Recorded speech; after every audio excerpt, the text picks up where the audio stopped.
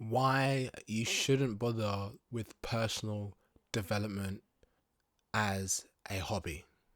What happens to a lot of people that I've witnessed on their personal development journey is that they just want to improve themselves and their life. They don't actually have a specific goal that they'd like to work on.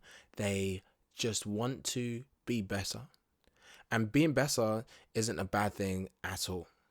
However, it causes a lot of friction, a lot of back and forth that most people wouldn't even think about.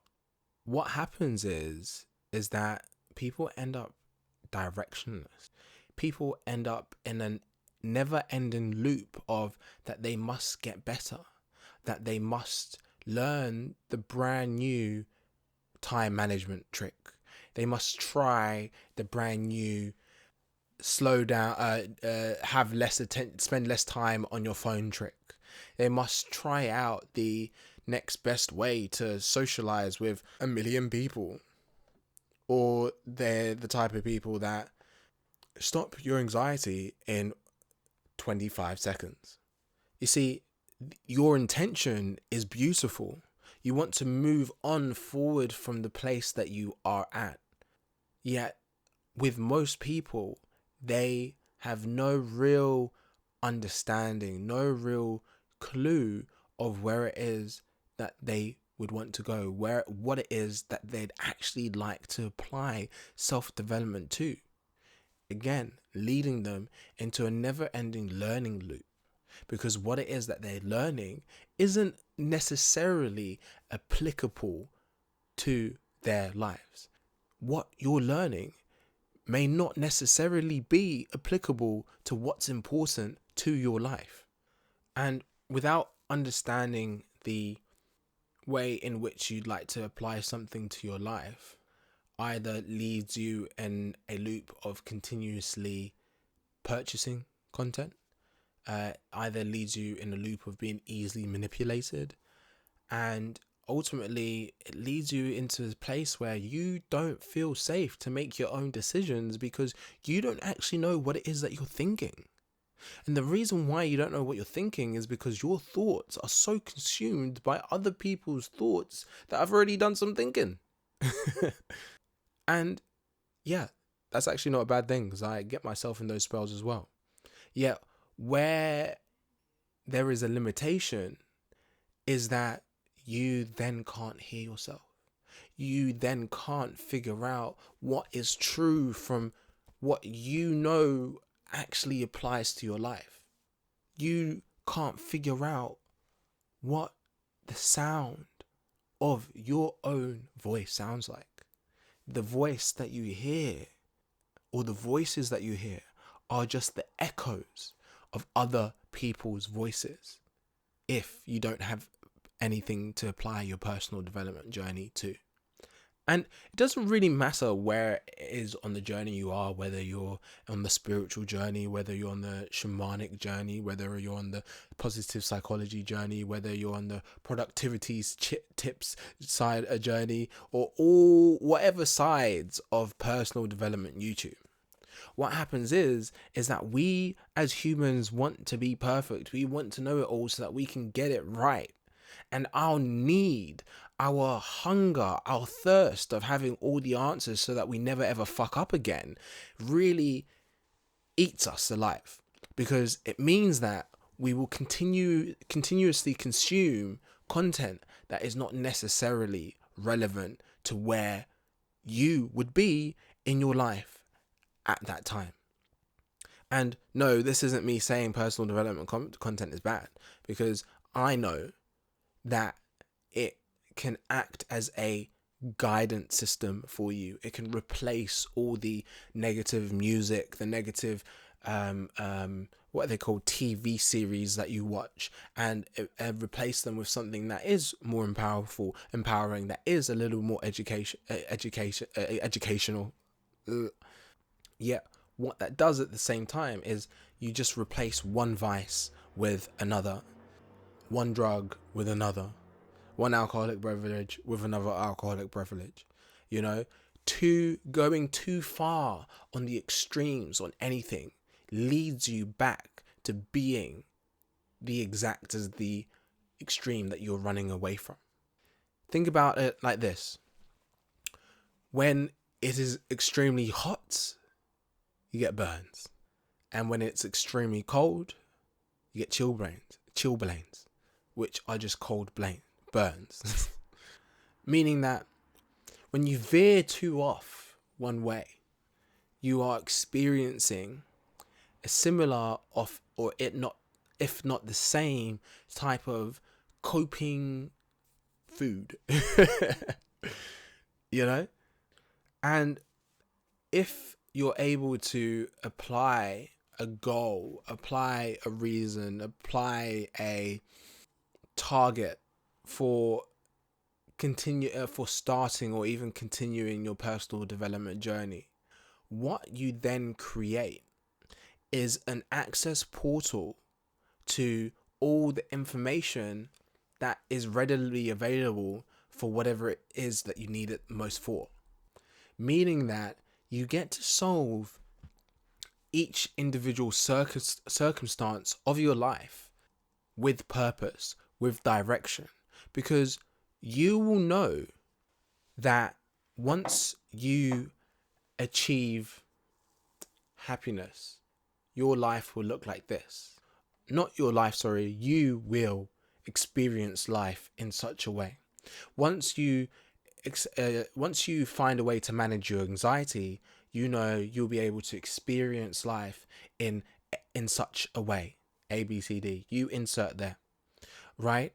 So you having a goal to attach to your personal development journey allows you to have momentum to step into a direction to achieve that which you're after. Right? Having a goal within your personal development journey allows you to stay focused on what it is that you're after. And what always happens when you go out on a journey is that you will learn different skills, tools, and distinctions that will support you overall in your life. Yet what won't happen is you taking a left turn here, a right turn here, and end up getting lost. You'll be able to maintain direction, maintain your compass, your route on the map, you know? I think another important thing of knowing what it is that you'd like to solve allows you to really get in tune, to get in touch with the content creators, the books, the philosophies that really resonate with the outlook or outcome you're really trying to achieve in the easiest way possible, right? I think there's a million ways to cut an apple, or as they say, there's a million ways to skin a cat. And you knowing the outcome of your goal allows you to get in touch with what looks like the best thing for you, rather than having to try and error 100 more times. Maybe you have the opportunity to do it 100 less times. The other benefit of attaching a goal or a dream or a vision to your personal development journey is that you're also more likely to make friends on a similar journey as you, or even just on the personal development journey itself, you know? So if you want to become more successful, go into specifically in property or specifically in copywriting, you'll find other people that you can support and have you support on a similar journey, or whether your personal development journey is in to do with overcoming anxiety or becoming more confident. You find other people on a similar journey to you that you can befriend and hold each other accountable, hold each other reliable for each other's growth, having met in such a safe and empowering space to continue that same energy, having the same information and knowledge. Of course, what I'm saying is that what I'm not saying is that you can't go to multiple different workshops with different people. No.